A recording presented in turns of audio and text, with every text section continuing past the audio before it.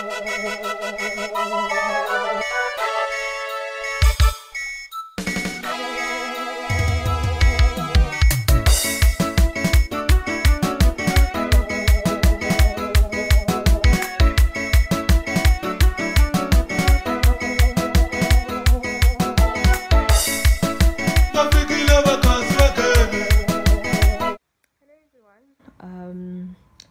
hope you're all good.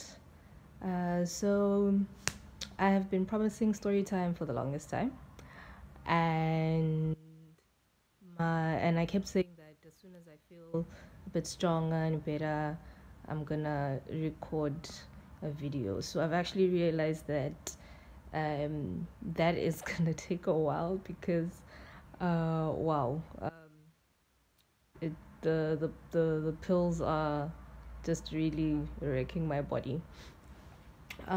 So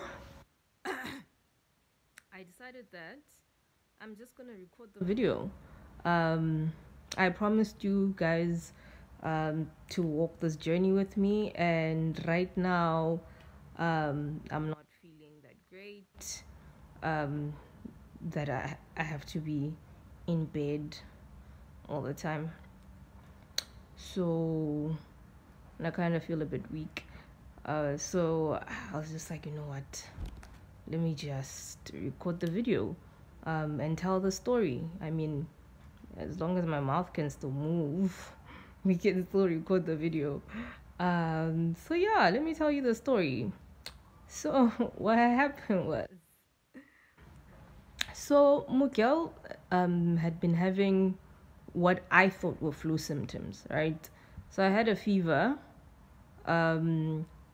and I had a cough, and I had like a headache. You know, I thought it was that, you know, that flu where you have like a headache, you have a fever, you have a headache, you know, and your body aches. You know that.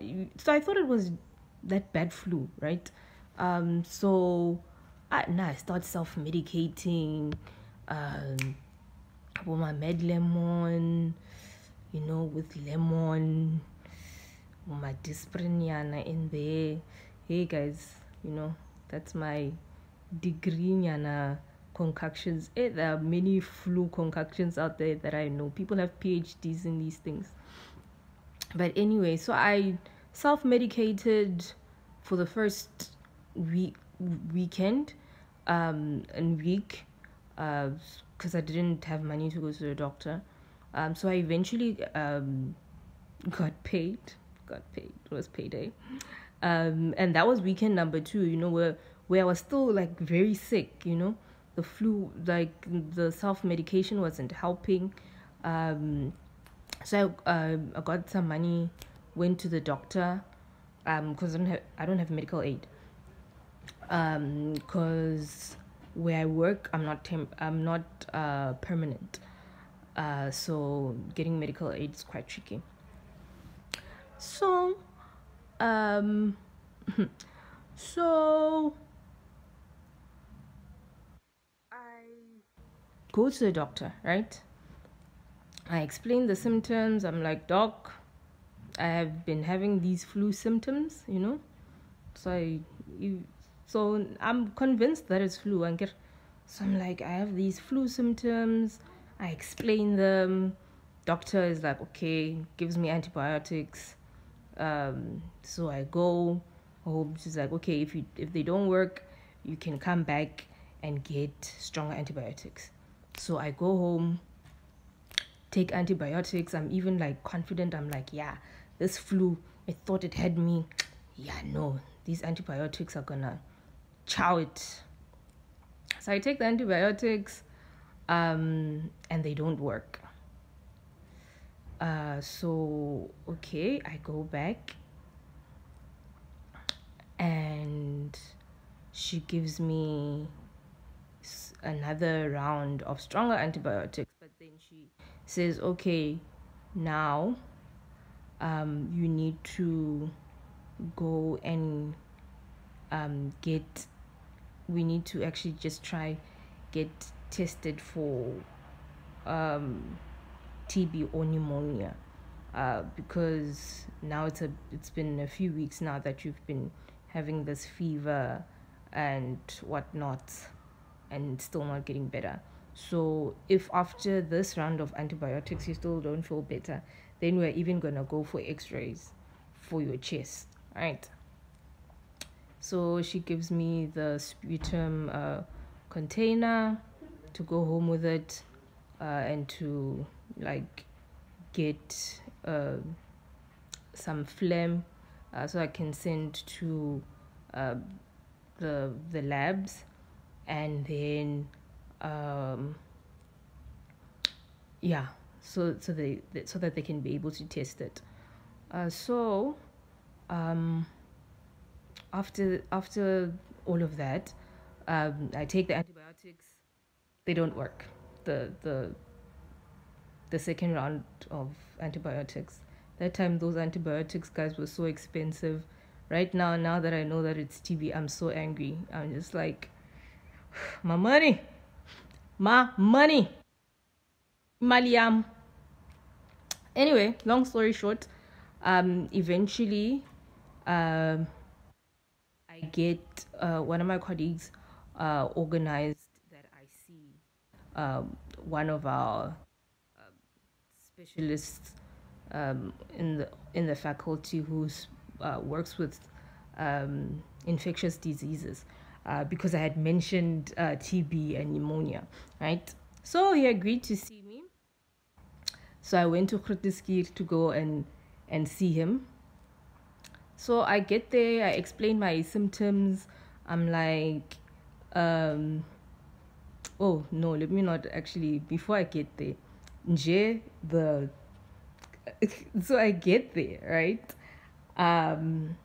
So he knew that I was coming, but the receptionist didn't know that I was coming. So I get there and I try explain who I am and why I'm there. Guys, my English was even disappearing. I was so weak that day. Like, yo, even getting to the hospital, it's so complicated. Grooteskier is like a disaster to get there. So luckily, when I got off at mid school, and I bumped into one of my colleagues, and I was like, okay, I'm going to see. I'm actually going to G26, but actually I'm not sure how to get there. So she could see that I'm very sick. So she offered to like walk me until I got to the lift, because she was like, as soon as you get on the lift, just press G, and once you get to G floor, you'll see the reception. So now I'm thinking, the lifts are normal lifts, but bruh, these are GSH lifts. Sure. The first one comes after like 10 minutes of me waiting and feeling like I'm gonna fall and die, and it's full, so I can't get onto it. The second one comes, hi, it's also full. I'm just like, you know what? Whatever. I am going in. So I go in, get to reception. I'm finished. I'm properly finished. Trying to explain who I am. Like, I'm stuttering. My English is not making sense at that time. So the ladies actually just called the doctor to find out, like, okay, there's this weird lady here who says she has an appointment with you. So luckily the doctor confirmed that he knew that I was coming. So now it's time to open a file and get. So we're opening a file. So there's no chair between like me and the receptionist lady, right? So there's just the waiting area, sort of like waiting area, chairs, and then there's like the counter, sort of. So the lady is now trying to open a file for me, and I can't stand for long, and I'm trying to give her like my information from where I'm standing, and she's just like, "Hi, sis, please come closer." So I had to sometimes come closer and be like, "Yo, Sometimes I had to just be like, can I just sit down a bit? So she doesn't understand because they're not sure as to like why I'm there. So I'm giving details. At some point, she asked me how much I earn, and I'm sitting there far. I was just at that point, I didn't care, just blurted it out from where I was sitting. So yeah, file is opened. So doctor examines me, and he's like, it's pneumonia, but he wants to check. He wants me to go for X-ray so that he can rule out so that he can see how far it is, because he was like at first, from like our conversation and the information that I had given him, he thought it was pneumonia. So I go for X-rays, right? So they send a porter because I was like very weak and I couldn't walk. So they send a porter with a wheelchair, takes me to X-ray. When I get to X-ray, guys, so I had my wig on. So I had to take off like my top and put on like their thingies so that I can do the X-ray. So at that point, guys, because I was just I was so over it. Guys, I took off my wig, and I could see those young radiology students. I could see that those girls want to laugh, but at the same time, they can see that hi, girl is very sick. I took off that wig, like whatever. Took it off like whatever. Went, did the X-ray, and then when I was done, I put my clothes back on. You could see that they want to laugh, but they can't laugh. And I think after they saw the X-ray, they were just like, actually, girl is very sick. So took off. When I was done, put my clothes back on. I wanted to keep the wig off, but then I was just like, I had a problem of abantu bazothini, guys, by the time I get out here. So so I sat down and I put back my wig on and my little hairband that I had, and then I told the radiology students, and I was like, can you please get me a porter? And then so I went back to the waiting area. So because now I'm still not used to public hospitals, they're sitting there like a spoiled brat, being like, where's the porter? Where's the porter? They're like, yeah, the porter will come. Relax, chill. When we've called the porter, just there's a 1 hour waiting period. Okay, relax. So I sit and I wait, and eventually the porter comes and takes me back to the doctor, and the doctor already had received my X-rays, and he's just like, your lungs are very damaged. This it's definitely pneumonia. So we are admitting you immediately. So I'm gonna ask the sisters to take your bloods, and then I'm also gonna need your sputum so that we can check for TB as well. So we do the bloods. So they start pricking me, looking for veins, doing all those things, and then once they were done with all of that, I had to wait for a bed, because this is GSH. Okay, girl, you wait for a bed. So I waited for hours, guys. I arrived there at 9:30 in the morning, and I got a bed at 4. That's when they actually found a bed for me. It was at 4 p.m. So at that time, because I was sitting in the waiting area chairs, one of the staff members actually felt bad for me. They're like, can you at least have her sleep in one of the consultation rooms, because you can see that she's like really in pain. So whilst I was waiting for a bed, I was actually sleeping in one of the consultation rooms. And then because they still thought it was pneumonia, because they were still doing the tests on my sputum and my blood, so they started me off on the first round.